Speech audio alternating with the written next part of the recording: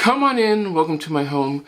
Today I thought I'd give you the best advice that I've been given, not just about home and home design, what you do in your home, but this is the advice that you can use throughout everything. And the first piece of advice that I'm going to give you is the thing which I should have started with to begin with, is live with it before you change it. It is so easy to go into something and say, hey, I'm going to change everything, before you've actually seen if everything needs to be changed. Because one of the worst things that can happen is you change something, it doesn't work, then you have to change it back to the way it was. So if you go and look at things and like, okay, this might not be what I want for the moment, but let's see what we can do with it for now. Let's see if we can work with it with what we have and go from there. I found that this is very true in design because when you first move into a house, you might go into this house and look around and hate everything. Nothing makes any sense. Nothing is where you would put it. And that's okay, but that's also not okay. Because the worst thing that you can do is just go through and change it before you start realizing that maybe in your old house or the old way that you used to do things, it worked a certain way, but in this house, it'll work the way it's set up. And then you've gone and changed something which does not work for you. Or like colors are really interesting with that.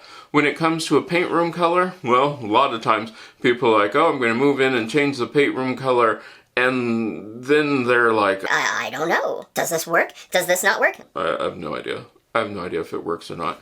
See how it goes. It might be that the paint is chipped, damaged, that sort of thing, then you probably want to change it.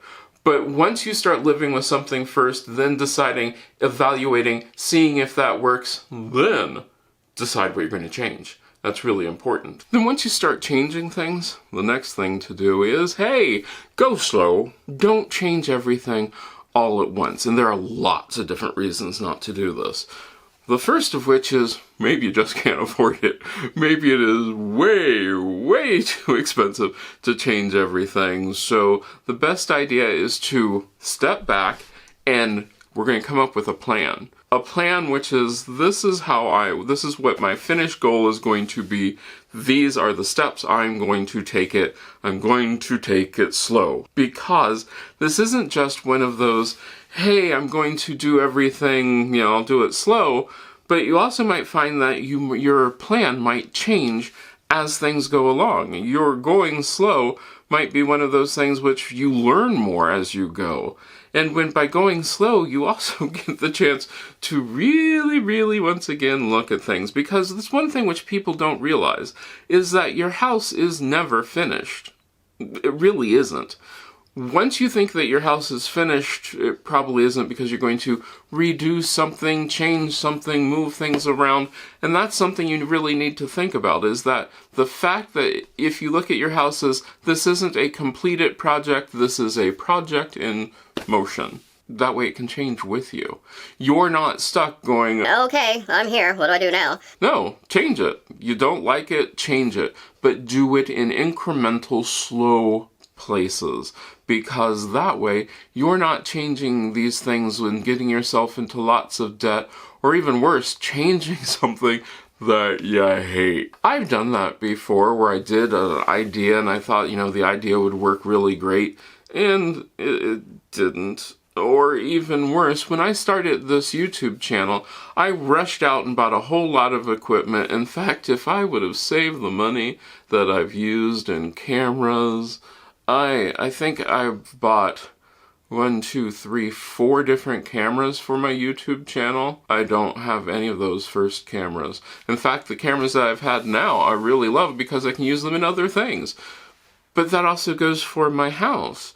I still have the ugly couches that I've had forever. Why? Because they're steel framed. They need to be recovered. I haven't taken the time to have them recovered because I'm not sure what to recover them in. If you have any ideas, let me know down in the comments.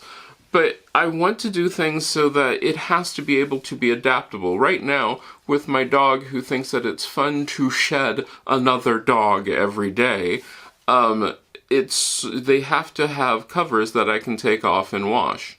So I have to have a couch that has covers, which means I'm going to have those covers made or make them myself. I'm not really good at making couch covers. It's a whole process. I'm taking my time. I'm planning things. I'm going slow so that way, once I get to that point, I don't feel like, well, I rushed into it and now I'm not even sure. Another piece of advice I'd give myself is, well, start small.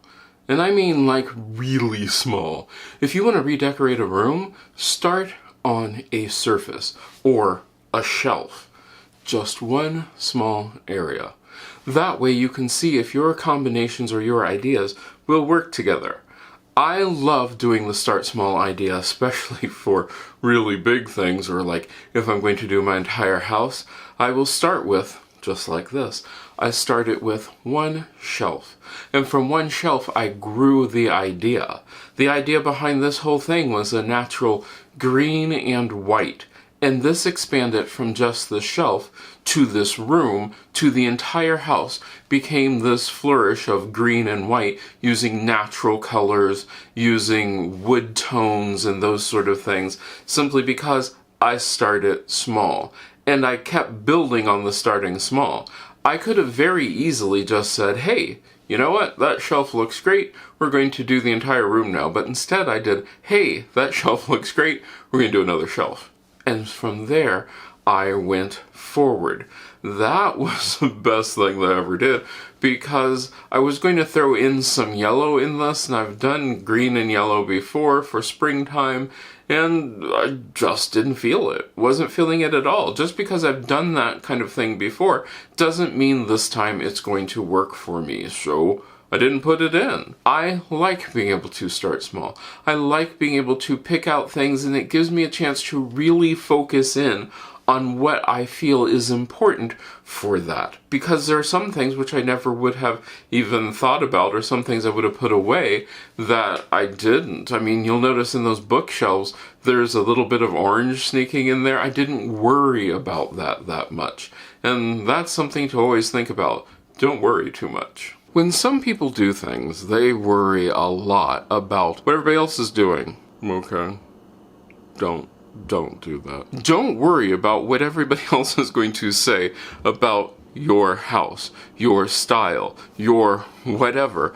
Because especially with your house, you have to live there. You're the one who's going to be there day in and day out, week in, week out, year in, year out, simply because, you know, what's in style or what's somebody else's taste, that might not work for them. I have friends who are absolute minimalists. They have basically a spork and a hanger, and they live their lives through that, and not me. I also have friends who are absolute maximalists.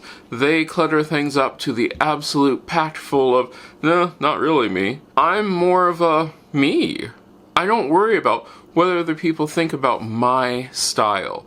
I can show you what I do, I can show you how I do it, but you have to find your own style, and you have to be comfortable with your own style. Be comfortable with it. Stop comparing yourself to everybody else, and stop worrying about what everybody else is going to say about your stuff. And also, if somebody else likes it, that's cool. You don't need to like it. There are lots of things that I don't like, and I don't have to. That's why when anybody asks me about something, I always defer to the whole, but do you like it? And they're like, Well, yeah, but I'd like to see what your comments on. And I usually say, in my house, I'm not sure if that would work, or in my house, I think that would work. And they would say, Well, what do you think about it in my house? And it's just like, for your style, I think this works really well. And that's usually the truth. Because if you really like something, you really like it. You don't need to justify it. You don't need to worry about the trends. You need to worry about, does it work? Do you like it? Are you enjoying it? And if you are, good for you. Is it a health hazard? If it's not, then you're probably okay. If it is a health hazard, you might want to clean it.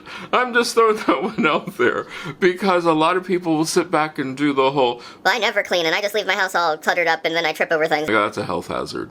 Cleaning is good. Cleaning is very good. But if it's your style and you like that, go for it. Enjoy it. As long as it's not hurting you or anybody else, that's what you should do. Then also, when I design anything, or when I think about doing anything, I also think about all of my senses, not just sight and feeling, but also sound and smell.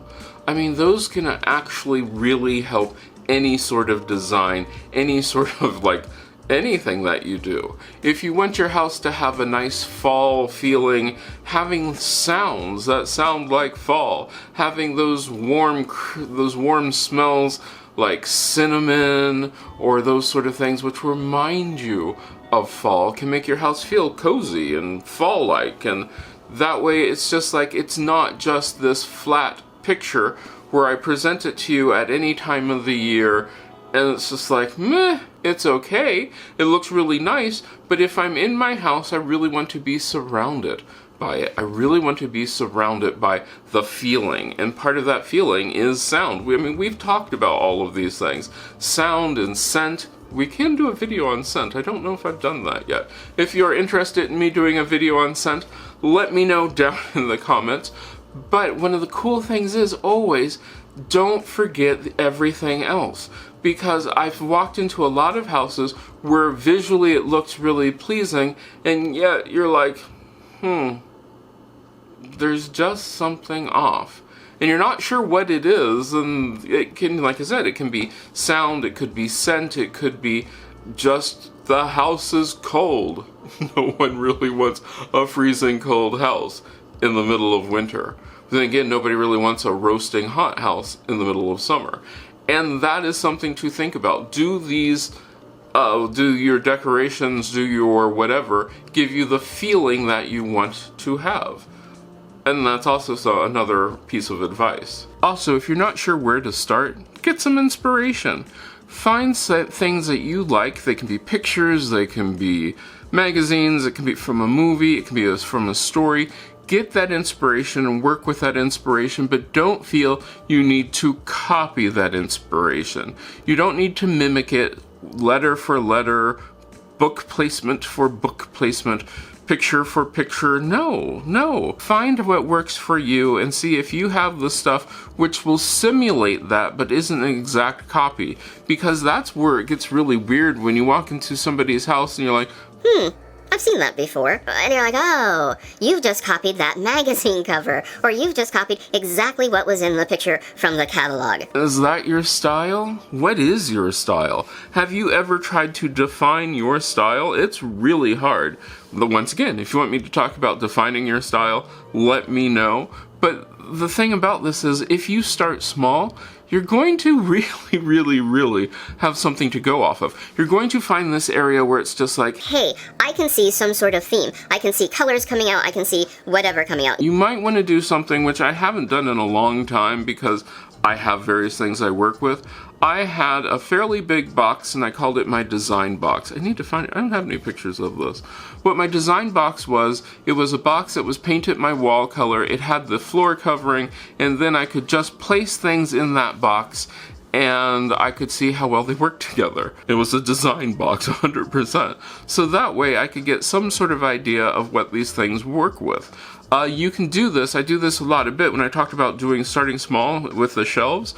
That's realistically what my design box was. It was basically just a shelf which had my wall color in it, my floor color and all that stuff. And it works. It works so well because I'm not guessing, and also I'm not buying a whole lot of stuff. Because if you want to just take a picture of an item and then enlarge it and cut it out and put it in that space, you can see how it works. It's almost like you're doing a little diorama of your design. And you might find it works, you might find it doesn't work. But these little models, because when we did theater, we tried to generally do a set design with a little model, so that way you could see how well it works, and it's sort of fun. If you have kids, that's something which is really neat to do. Make a little model of your house and then decorate the little model. You can find out if something works or if it doesn't work. Really easy. But I think in the end it really does. It all comes down to you. Does this work for you? If it doesn't work for you, start over, because that's the other piece of advice. Don't feel bad about starting over. Don't feel bad about throwing in the towel. Maybe throwing in the towel is not the right expression. Don't feel bad about trying again. And like I've said before, it's a never-ending process. The whole thing about a house is it will evolve with you. It's not this static structure that you can't do anything with. You can change out everything. You can change out things big, you can change things small, seasonally. It's always changing. And that's the cool thing about this. Live with it for a while and then change it if you want to. If you don't want to change it, guess what? You don't have to. It's your house. You can do whatever you want with it. And that's the other part about this is, like I said, all these pieces of advice that so work really well is the fact that it's yours. You decide what works for you. You don't worry about what anybody else says if it works or does not work for you. So go with it. Now, I'd love to hear your advice. What advice do you like or have you heard and you're like, I should really share that with people? Let's share that down in the comments. Now, I'd like to take this time to thank my patrons because without these wonderful people, this channel would never happen. And they also encourage me. That's the other thing I would tell you to do. Encourage people to do things, to try new things. You don't have to encourage them to go out of their comfort zone. If they don't want to, maybe they want to. But encourage them that they've done a good job, they're trying really hard, because that's another thing which really helps encouragement. Well, I'd like to thank you. I hope you enjoyed this. Let me know down in the comments. I hope I get to see you again next time.